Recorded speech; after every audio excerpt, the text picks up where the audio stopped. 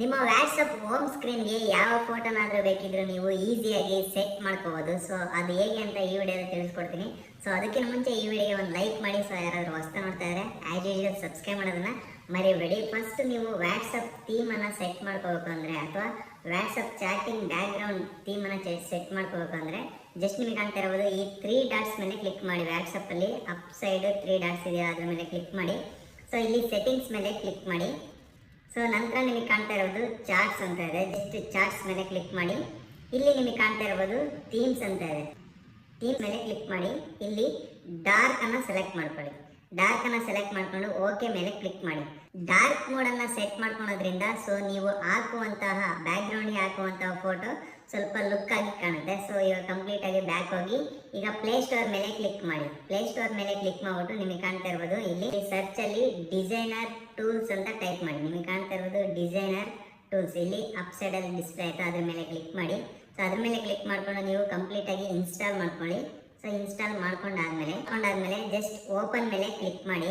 So complete ಆಗಿ open ಆಗುತ್ತೆ.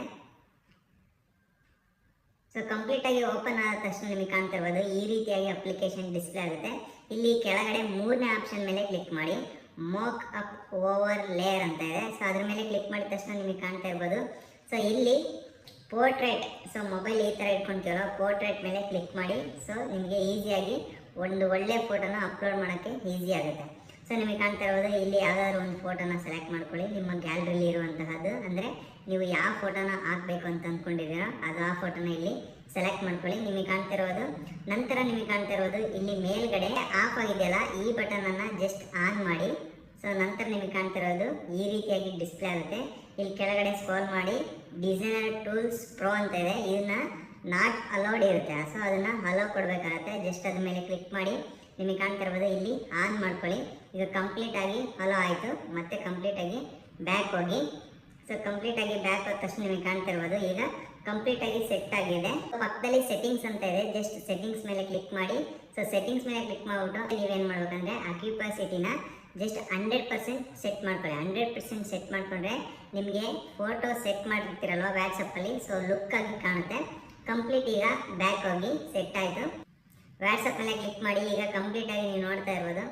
So ಇಲ್ಲಿ ಕಾಣ್ತಾ ಇರ್ಬೋದು hello the app and continue running ಅಂತ ಇದೆ. Just hello the app and continue running ಮೇಲೆ ಕ್ಲಿಕ್ ಮಾಡಿ.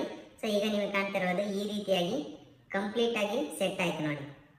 ಸೊ ನೀವು ಯಾವ್ದಾದ್ರು ಚಾರ್ಟ್ ಮೇಲೆ ಕ್ಲಿಕ್ ಮಾಡಿದರೆ ಕಂಪ್ಲೀಟ್ ಈ ರೀತಿಯಾಗಿ ಡಿಸ್ಪ್ಲೇ ಆಗುತ್ತೆ. ಸೊ ಈ ರೀತಿಯಾಗಿ ನೀವು ವಾಟ್ಸಪ್ ಥೀಮನ್ನು ಚೇಂಜ್ ಮಾಡ್ಕೋಬೋದು. ಸೊ ಈ ವಿಡಿಯೋ ನಿಮಗೆ ಹೆಲ್ಪ್ಫುಲ್ ಆಗಿದೆ ಅಂತ ಅಂದ್ಕೊತೀನಿ. ಸೊ ಹೆಲ್ಪ್ಫುಲ್ ಆಗಿದ್ರೆ ಒಂದು ಲೈಕ್ ಮಾಡಿ. ಸೊ ಯಾರಾದರೂ ಹೊಸ್ತಾ ನೋಡ್ತಾ ಇದ್ದರೆ ಆ್ಯಸ್ ಯೂಶುವಲ್ ಸಬ್ಸ್ಕ್ರೈಬ್ ಮಾಡೋದನ್ನು ಮರಿಬೇಡಿ.